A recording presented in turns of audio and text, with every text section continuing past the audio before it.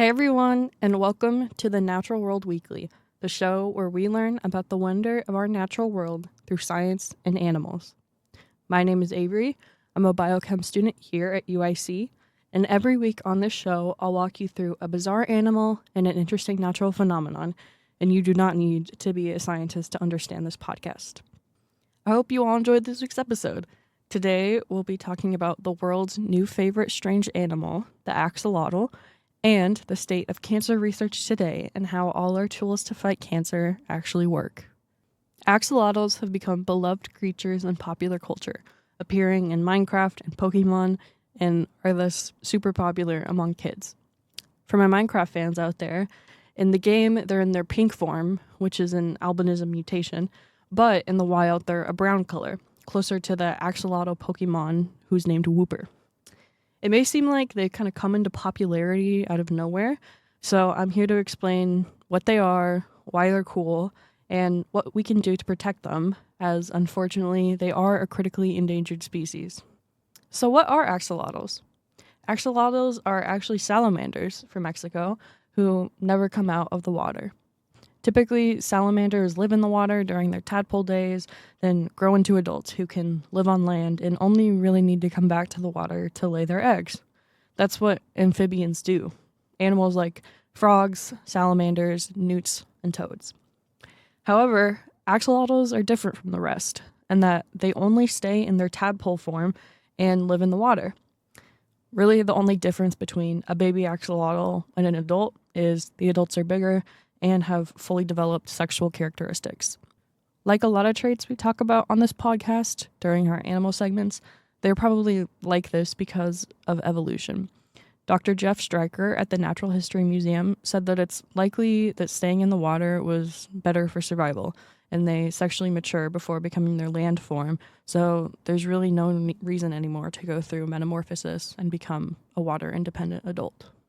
Interestingly, while axolotls have pretty recently gained popularity in the States, in Europe, and Asia, they've long been a cultural icon in Mexican culture, both modern and ancient. The word axolotl comes from the ancient Aztec god Xolotl, which is spelled the same way as axolotl, but without the A. So Aztec pronunciations differ wildly from English. Aztec kings were known to also incorporate axolotls into their diet, which makes me so sad, but do what you gotta do. More recently, though, not as recent as Pokemon, Diego Rivera painted several murals featuring them prominently. And then finally, in 2021, a new 50 peso note was released featuring an axolotl in a river. Besides their permanently infantile form, another crazy thing about them is their regeneration abilities, which is why axolotls are a fairly popular animal to use in scientific research. Fascinatingly, they can regenerate pretty much any part of their body, their limbs, eyes, even sections of their brain. We don't really know for sure the exact reason and mechanism behind why they're so effective at regenerating their bodies, but the scientific community largely suspects that it has to do with them staying in their tadpole form. When we're little and are still developing our organs and growing our limbs, there are a ton of genes activated that facilitate this growth. However, when we and most other animals become adults, those genes get largely deactivated to prevent overgrowing. There are conditions of gigantism, which is what people like Andre the Giant had, where the genetic underlying mechanism behind these is that those genes didn't shut off properly. So, it is mechanistically, it's very important. However, in axolotls, scientists think that they may have those turned off in their default mode, but once an injury happens, they can turn those genes back on and allow growth of organs and limbs to happen again. There's still a decent piece of knowledge missing here, since if this happened in humans or other animals with similar mechanisms, that regeneration would be really, really slow. I mean, think about how long it took you to grow into your final height as a child. However, axolotls grow back pretty rapidly. It's a really fascinating phenomenon that scientists are focused on for stem cell research and figuring out how we can potentially engineer tissues to make limbs for people. Because of all this research and zoo exposure, Axolotls have a much bigger captive population than the ones that are actually in the wild in Mexico City. They used to have a decently large population in Mexico City's rivers and lakes, but it's been steadily declining. Now we estimate there's about 50 to 1,000 adults left. Now, there's such a rare sight that it's on my bucket list to try to spot one during travel to Mexico City. But why exactly have they declined so much? With Mexico City rapidly urbanizing in the last century, their native habitats have become much more hostile and have even been built over.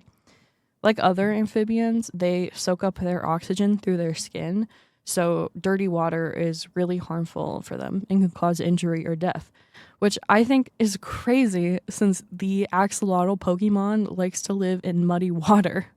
They really did not do their research with that one.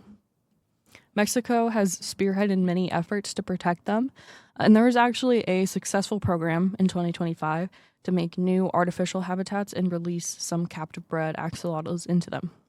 If you're interested in looking more into the conservation work that's being done in Mexico to protect them and potentially help out with their efforts, I would highly recommend checking out MOJA, that's MOJA, which is an organization doing great work in Mexico City.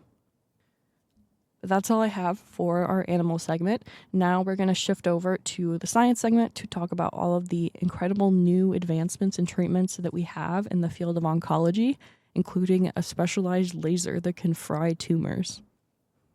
For anyone unfortunate enough to be familiar with cancer and the various treatments out there, you're probably familiar with stuff like chemotherapy and radiation. These are the oldest and most common cancer treatments. However, there are a ton of different therapies developed since, which I would like to go into and describe exactly how they work. However, it'll be a pretty basic high-level overview just because I'm not a doctor, although I hope to be one day, nor am I a scientist in the cancer research field. The first one I'd like to talk about is hormone therapy, since it's one I actually have personal experience seeing. Some reproductive system-related cancers, like breast and prostate cancer, actually rely on your hormones to continue growing and surviving. If that's the case, you can start medication that blocks those hormones, and it's decently effective at preventing those cancers from growing and coming back, especially if you start treatment early on and combine it with other treatments like chemo and radiation. In my case, my grandpa utilized this as an alternative to chemo and radiation for prostate cancer, since he was old enough that chemo and radiation would have made him super sick. It gave him another good year, so it can really be a great treatment option for some cancers. Another treatment that's even newer and crazier that I alluded to earlier is photodynamic therapy, which uses light to kill tumor cells. Essentially, you're given a drug called a photosensitizer, which absorbs light and undergoes a chemical reaction that produces a reductive oxygen derivative that kills cells. Luckily, this doesn't just attack the whole body like chemo and radiation do, as the photosensitizer lingers much longer in tumor cells and cancer cells compared to normal ones, so you can time the treatment to just target those areas, theoretically.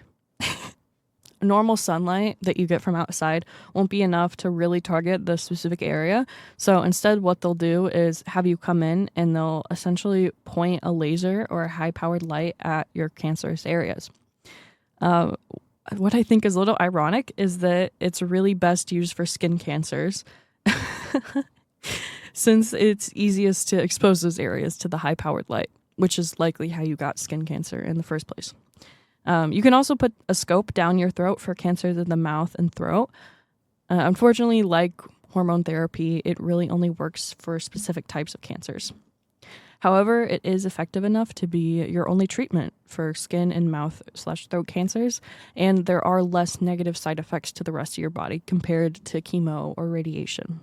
There are also clinical trials for another subtype of this photodynamic therapy called photoimmunotherapy, where basically the photosensitizer also has an immune protein in it, so it gets taken further into the body and is more effective at destroying cancer cells.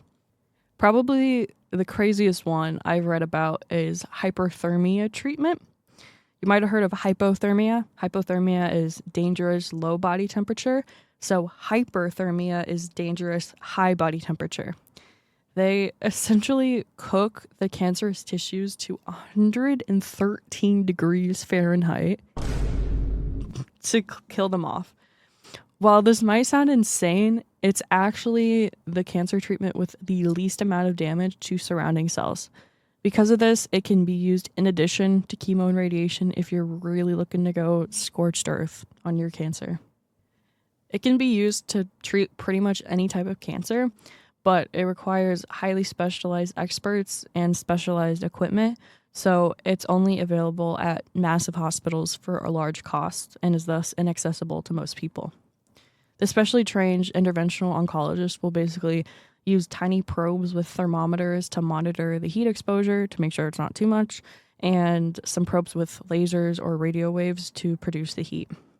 It can go in pretty much any area of the body, making it accessible for any type of cancer, but again, it's costly, it's not widely available, and it's also usually used as an additional thing.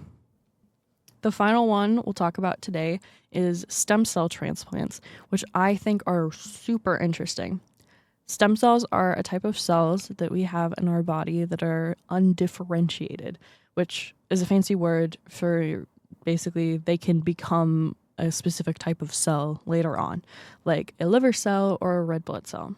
That's how we have all these different types of skin and organs and tissue. All these different cells, our stem cells, become different things. For cancers that primarily affect the blood, like leukemia, lymphoma, and multiple myeloma, getting a new batch of healthy stem cells into your body helps you develop more blood cells, which in turn helps you fight off the cancer and stay healthy. You can either get stem cells from a blood draw, or rarely, if the person is really sick, you can do a bone marrow transplant, which gives a lot more stem cells. Here, I'm going to put in a little PSA. Please register for the Blood Stem Cell Donation Registry if you can. It's run by an organization called NMDP, and you can very quickly register on their website. The overwhelming majority of donations are just a quick blood draw, and with that, you can save someone's life who really needs it. The tricky thing with this therapy is that, like blood, there are stem cell types, but instead of 4 blood types, there are thousands of stem cell types, and everyone needs their own type. So finding a match can be really, really difficult, which is all the more reason why you should register. There are some requirements for joining the registry, though. You do have to be between the ages of 18 and 35, and for NMDP specifically, you should be a U.S. resident since, it's a U.S. organization, but there are equivalents in all the different countries.